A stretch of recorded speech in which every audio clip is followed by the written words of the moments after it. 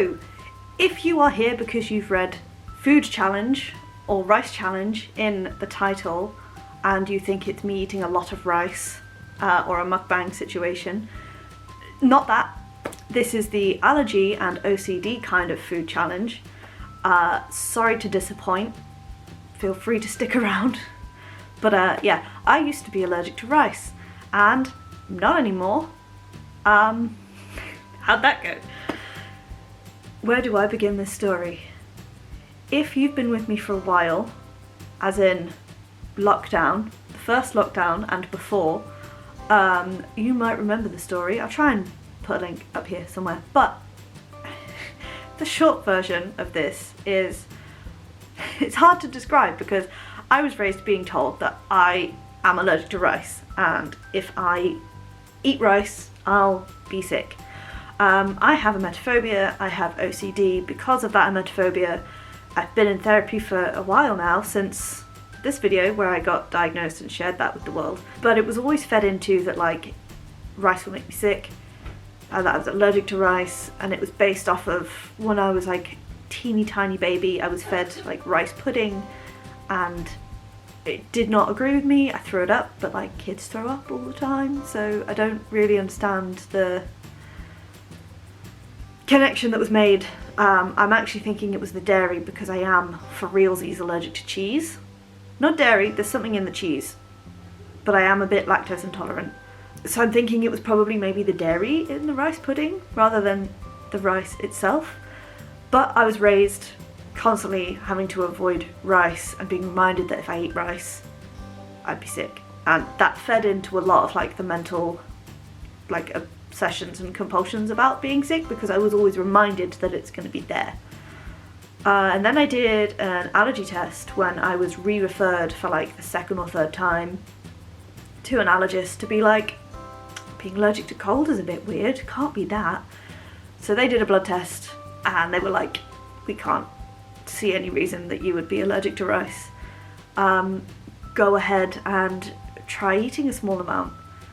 And because of all of the fear I had and being raised to be allergic to rice and being like, this is the worst case scenario, if you eat rice, your worst fear is going to happen. So I never really did that, and I kept swearing on camera, and every time I was doing like those New Year's resolution videos or like my bullet journal setup videos that, oh yeah, this year I'll do the rice challenge, this year I'll do the rice challenge. This year, okay, I'm filming this in 2023, this will not be a 2023 video. 2023, I made the first step to doing that. And the first step to doing the rice challenge was actually getting a diagnosis of OCD and then getting referred to therapy.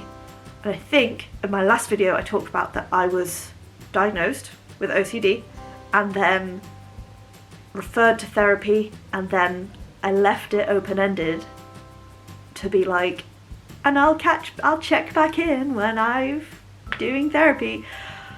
What had that therapy?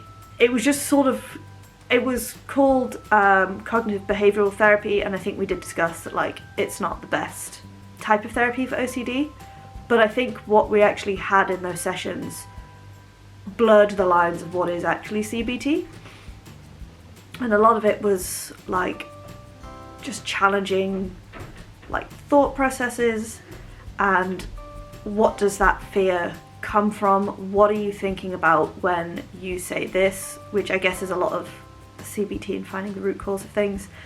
But my therapist was great, he was really, really good. We talked a lot. I taught him a fair amount about like chronic illness and being allergic to cold, having EDS, and I was like, the gut instinct is when people are like, but like why are you scared of rice, is to be like, oh, I don't know. But I always challenged myself to be really honest, even if it was like embarrassing or anything.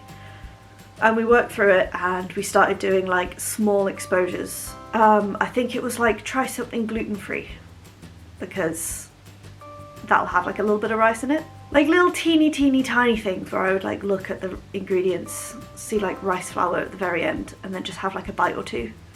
And then from I think it was just like a gluten-free thing, something that I knew had rice in it but was really, really tiny, and I actually can't remember what it was. And then we moved on to like a rice cake. I'd done so many like exposures at that point, like little teeny tiny ones that they weren't really making that much of an impact, but they were showing me that like there's a little bit of rice in this, you were fine. So like have like a single miniature rice cake, have a larger rice cake, and we just kind of built up. And I know obviously it doesn't make sense, I'm a scientist, it doesn't make sense that like why would a rice cake be fine but not actual rice, but we're not talking about like a logical science part of my brain. We're talking about the anxiety, the fear-ridden, the thing that is controlled by worst case scenario, that does not think things through logically. And then we were stuck at that point where it's like I could eat a rice cake, but the jump to actual rice still felt too big. So we got to like gluten-free cake. We did basic, I say we, but it was a joint effort of me being like confidently persuaded by my therapist and like sort of, you know, pushed and challenged. And then one day I bought like a vegan kind of pastry thing for lunch, and I took a couple of bites out of it, and then I was like, well, what's that? Oh, it's rice. So there I was, sat there like, oh my god, I've just eaten rice. And then I did a thing that I'm quite proud of, which is very small, but I'm proud of it. It's instead of going like, oh my god, I've eaten rice, I must stop immediately and then we'll just see what happens. I took another bite to make sure that I had definitely, for sure, eaten some rice, so that I couldn't go back and be like, oh, I was fine, I must not have actually eaten rice. What a close call.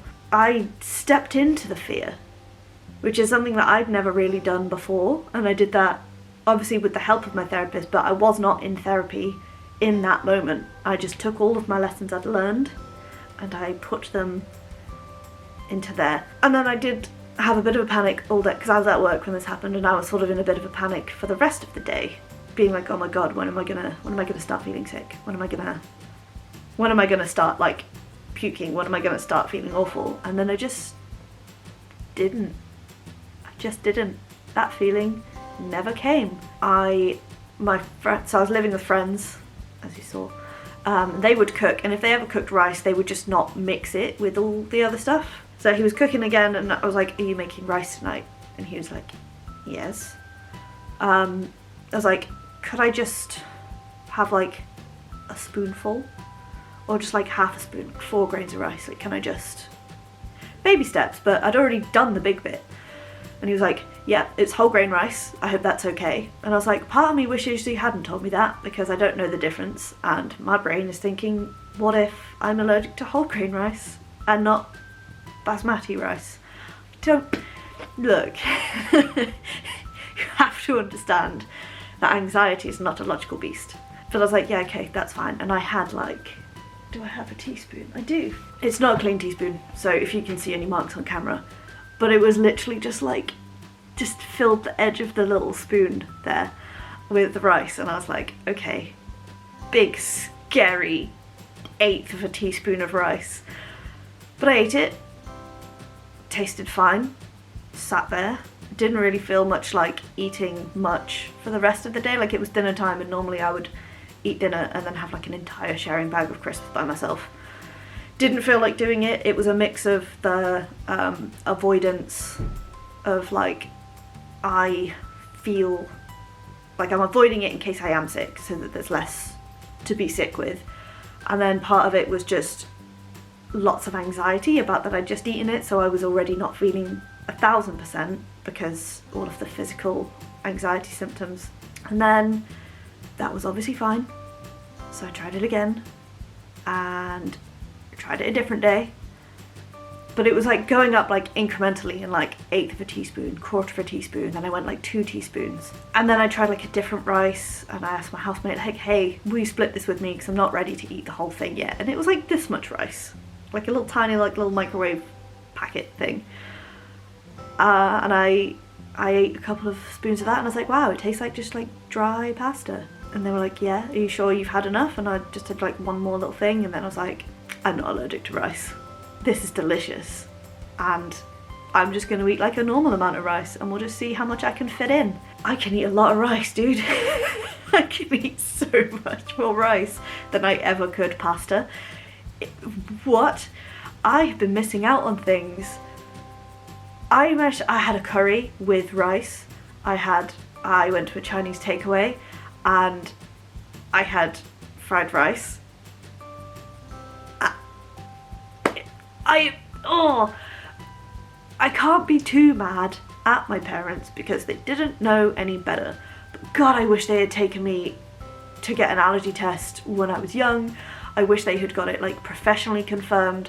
I wish they hadn't just leaned into like, it made you sick, therefore you're allergic. Because oh my God, it's so good and it's so convenient. Because obviously disabled, chronically ill, I'm not always up to cooking, but like microwave rice, that's not really a thing with pasta. I mean, you get like a pasta ready meal, they've already got cheese and stuff in. It's just so good.